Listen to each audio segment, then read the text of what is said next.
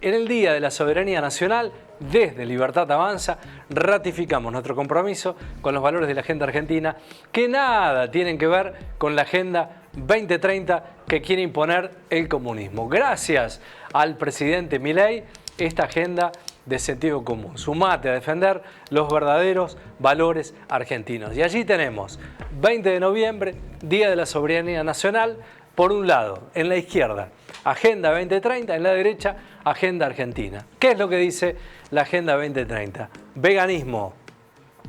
La Agenda Argentina, asado. En la Agenda 2030 remarca el feminismo. La Agenda Argentina, hombre y mujer.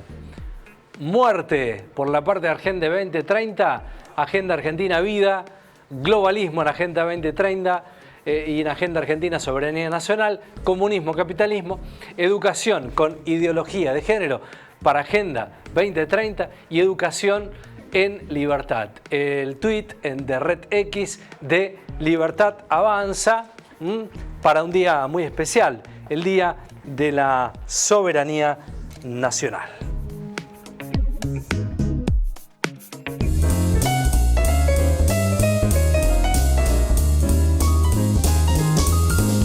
On a train bound for nowhere, I met up with a gambler.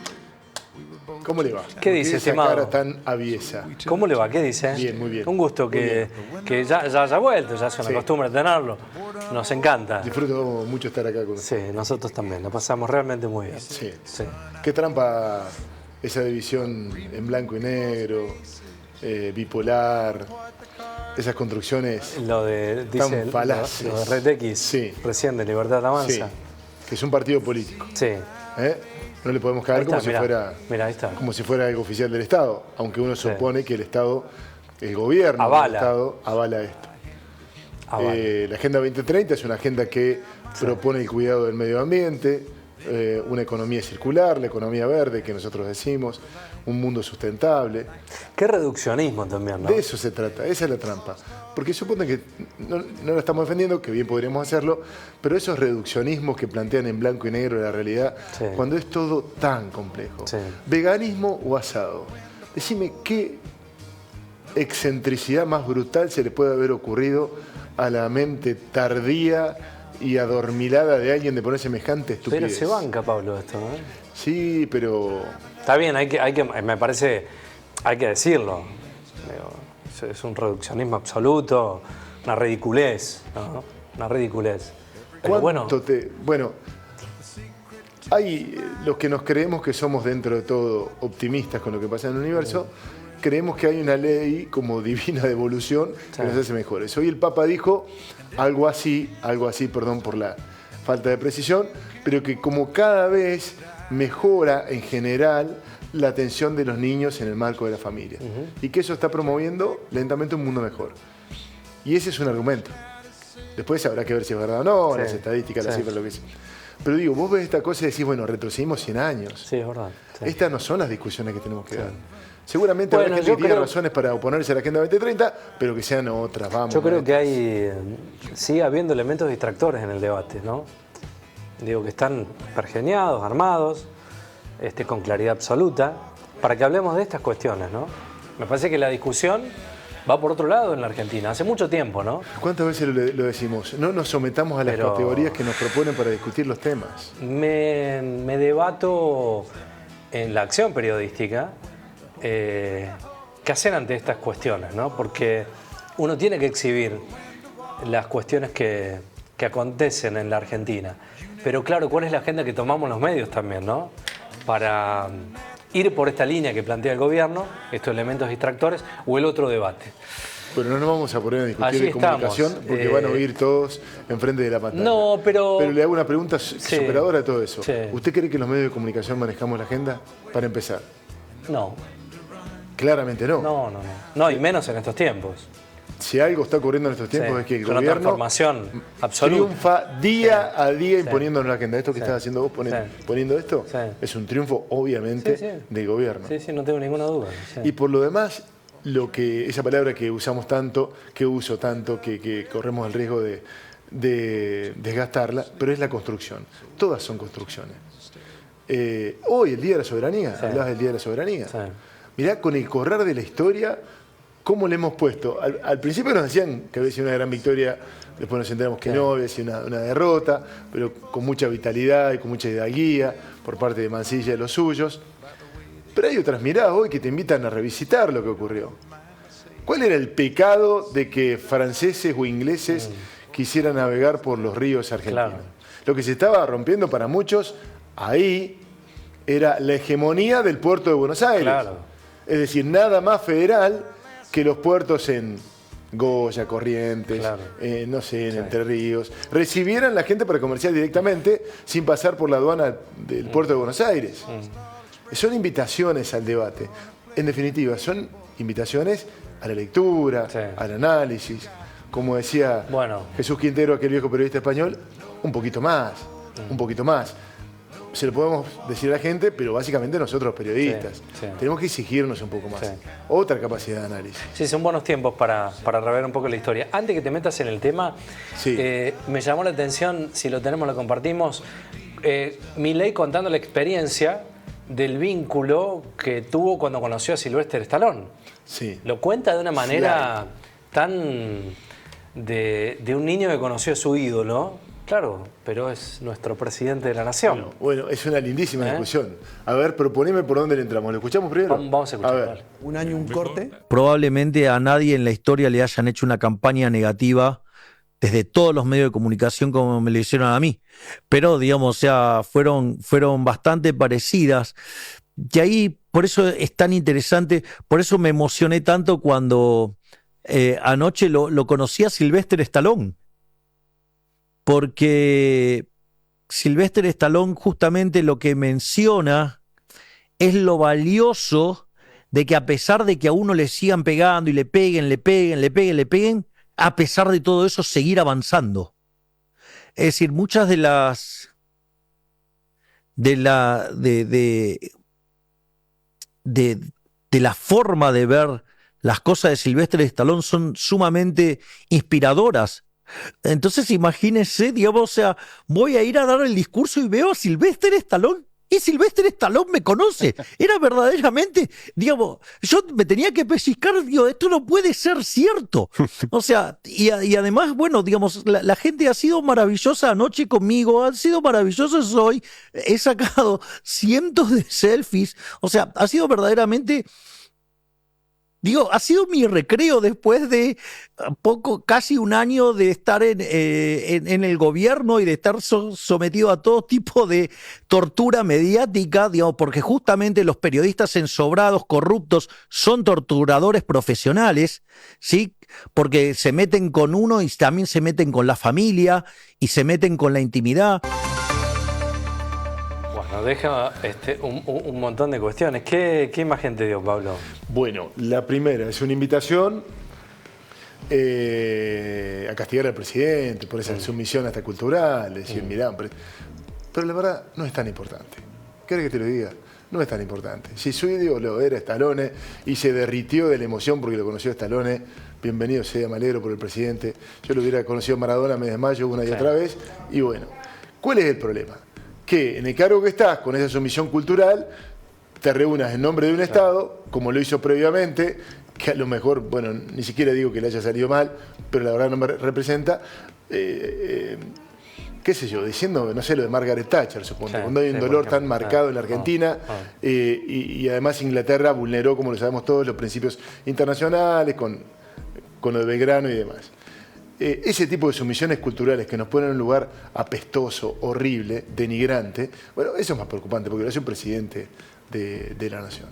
Entonces, yo siempre digo, esta mirada, que no es por ser benevolente, digo, le votaste a Javier Milei, estás muy contento de Javier Milei y le vas a votar a Javier Milei. Eso no te quita ni un poquito la posibilidad de tener un espíritu crítico con lo que crees que no está bien. Sí. Lo que acaba de decir de los periodistas, pero no por una cuestión corporativa, es espantoso. Sí. Torturadores profesionales. Sí. Porque además no es el gobierno que más criticado ha sido. De hecho, para nada, es una discusión. Yo creo que no. De hecho, hay algo que está pasando que es increíble. Vamos a hablar mucho de comunicación hoy, me llevaste por un camino que... Sí. Pero criticar como critica a Clarín, al grupo Clarín, y no recibir ninguna embestida del medio, realmente lo de Milei es genial, es grandioso, hay que felicitarlo. Sí. Porque decís, ¿en qué momento ganó todo esto? ¿Cómo lo hizo? Y lo ha ganado, y lo ha ganado. Claro, porque ha ganado la batalla en las redes, pero este es un detalle que también es muy particular, que fue una trampa, déjame que te lo diga esto, en el que cayó el periodismo. Porque Javier Milei utiliza redes es muy segmentado. Entonces Javier Milei, o la gente que construía para él en la comunidad que se habían convertido en las redes, decía, bueno, hay que privatizar el mar. Lo dijo Bertie Venegas Lynch. Otro dijo, bueno, hay que se pueden vender los hijos, renegar a los hijos, ir a Lemoyne y eso. Entonces para los amigos, me pasó a mí, jugando después del partido de fútbol, siempre nos quedamos a charlar con mis amigos. Tercer tiempo, el Sí, famoso. y vos decías, che, quieren privatizar el mar. Y el tipo que no estaba en Twitter te dice, no puedes decir esa barbaridad, vos sos periodista. Pero como está tan segmentado el mercado, eso pasa y permite que una persona diga tres cosas distintas, por ejemplo, un candidato, según el medio donde lo dice. Claro. Y no entran en contradicción, salvo que a alguien le guste Twitter como me gusta a mí, y se lo dijera a mi amigo que todavía lee el diario de papel. Entonces mi amigo se ríe y me dice, vos tenés algo contra Javier Milei. Y no. Claro. Pero es la segmentación. Por eso no ha sido el gobierno más criticado por nada. Pero bueno, estas son cuestiones técnicas que le importan poco a la gente. Lo que está claro es que Javier Milei siente que está en su momento de gloria absoluto. Totalmente. Es el colapinto de la política argentina, Sí, según su construcción. No hay ninguna duda. Según es su así, construcción. es así. Bueno, adelante con nosotros. Más de esto, Giorgia Meloni en Argentina, También. visitando, siendo muy generosa, muy cariñosa con Milei, que le regaló esto. Mire, el muñequito, si alguien está pensando con un bandoneón, qué lindo. No. Es una motosierra la que tiene Giorgia Meloni, la premier italiana que llegó a la Argentina. Se sacaron fotos de mucha cercanía que dan cuenta de una relación muy próxima. No solamente como países, sino en lo personal. Un vínculo afectivo. Sí. No se privó Giorgia Meloni de ser muy condescendiente con los elogios a Milei, con el cambio que ha logrado, que le interesa avanzar en la construcción. Bueno, esto fue lo que pasó, salieron al balcón, se reunieron, hablaron. Hay tres cuestiones fundamentales que han transitado justamente por el diálogo entre la premier italiana y Javier Milei. Si los podemos dividir, los dividimos en tres. Primero, Meloni planteó la necesidad de la colaboración política. Bueno, acá hay uno de los desvelos más grandes de Javier Milei, que es tratar de convertirse, por decirlo así, en un influencer o en un referente mundial de los libertarios. Sí, sin ninguna duda, claro. Desde el primer momento lo venimos diciendo esto. Esto es un triunfo para él. Sí, total. Esto es un triunfo. Sí. Que venga Meloni, que también es la misma ideología y comparta esa vinculación con Javier Milei, es un triunfo. Bueno, además generar un plan bilateral de acciones entre Argentina e Italia, porque no son muchos los países que tienen presidentes tan a la derecha de la derecha. Muchos señalan, con razón entiendo yo, que Donald Trump es de derecha, pero claramente tiene una mirada muy distinta respecto a la economía y el Estado, cómo se debe abrir o no ante los avatares de la economía. Bueno, ese es el primer tema. El segundo es un tema del cual hablamos siempre, las inversiones. El desvelo de Javier Milei es que lleguen dólares, que llegue el dinero. Bueno, Giorgia Meloni dijo que quieren desarrollar un plan de inversiones italianas en la Argentina y que eso es justamente lo que les interesa. Bueno, con lo cual a partir de ahora podría generarse esto. Y el tercer tema, querido Ezequiel, y me parece que aquí seguimos orillando un tema que a veces nos parece lejano, por repetido, pero que en las últimas horas es acuciante, la cuestión de Rusia y Ucrania, de tomar posiciones. Está clarísimo que estamos totalmente en la línea de Ucrania, pero sí se está advirtiendo que esta reunión se produce después de la reunión de G20 y ahí la preocupación enorme de lo que ocurrió. Bueno, se han conocido nuevos videos de cómo fue el bombardeo ayer de Kiev a Rusia. Acá tenemos las imágenes, mirá, con proyectiles de largo alcance británicos y de los Estados Unidos. Tras ocurrir esto, Rusia empezó a hablar de la posibilidad de usar armamento nuclear, misiles nucleares. Con lo cual hay imágenes a esta hora que se van conociendo, hay imágenes de ataques, de pelea prácticamente cuerpo a cuerpo, pero hay unas imágenes que la verdad dan mucho temor, que son las que dan cuenta de la construcción de refugios atómicos móviles en Rusia. Refugios nucleares móviles en Rusia, transportables. Igual, ahí los vemos abajo, mirá, de eso se trata. Lo cual parece que le está dando más fuerza a la posibilidad hipotética de que Rusia eche mano de su armamento nuclear o el que lo proveen, por ejemplo, Corea del Norte. Este es el tercer tema que claramente se ha colado en la agenda, aunque uno supone no es con el peso propio que tiene esta situación que es tan delicada. La naturalizamos como argentinos también porque tenemos tantos problemas por acá y hace tanto tiempo que la Guerra Fría es una amenaza, siglo, desde el 45 a esta parte, que bueno, en esos avatares se está jugando la humanidad por estas horas. Y además, ya que estamos con la agenda del presidente, lo que tiene que ver, para agregar algo como si hiciera falta, de esta construcción de Javier Milei en torno a los medios masivos de comunicación. Emitió hoy un comunicado terrible contra los periodistas, contra los medios de comunicación. Había dicho que, bueno, torturaban a la gente, que lo habían torturado a él, a su familia. Ahora, si tenemos el extracto, fue un largo comunicado que en horas del mediodía dio a conocer Javier Milei, pero básicamente dice, bueno, los medios de comunicación hoy están enfermos de violencia. Dice que los medios de comunicación tienen a mucha gente como si fuera un boxeador atado de manos al que le están pegando y que un día ese rival se desata y se libera. En ese sentido, dice, bueno, lo que decíamos recién, gracias a la tecnología, los celulares y las redes sociales, los delincuentes del micrófono, Ezequiel, Pablo, hoy no ven que sus víctimas no solo han llegado a desatarse, sino que además tienen gran capacidad de respuesta. Por ende, descubren que no solo no son grandes púgiles, sino que además son bastante menos que mediocres frente a un rival endurecido, fruto del castigo asimétrico. A estos pseudo periodistas les quiero decir que les llegó el momento de tener que bancarse el vuelto por haber mentido, calumniado, injuriado y hasta haber cometido delitos de extorsión. Yo le digo a este presidente que es inminente, que tenés que dar nombres. Digo, si no, estás manchando la profesión y yo no me veo incluido bajo ningún concepto. A usted no le llegan los sobres. Lo que manifiesta el presidente. Entonces digo, esto de generalización le hace muy mal a una actividad como la nuestra, ¿no? Y hay varias actividades también mencionadas. Lo que no podemos dejar de ver es que porque si no te ponen un lugar para con el televidente, digo que todo el mundo es ensobrado. Porque la imaginación del de a pie es, che, todos los periodistas están ensobrados, entonces es quitar credibilidad. Paremos un poco la mano, digo, nos tenemos que parar frente a esta amenaza del presidente de una generalización absoluta, sin sentido, que estamos sufriendo los periodistas de todo el país. Él hablará de un porcentaje, bueno, que dé nombre y apellido y que mencione los medios de comunicación. Si no, quedamos todos incluidos. Esa es una mirada a la que, por supuesto, uno suscribe.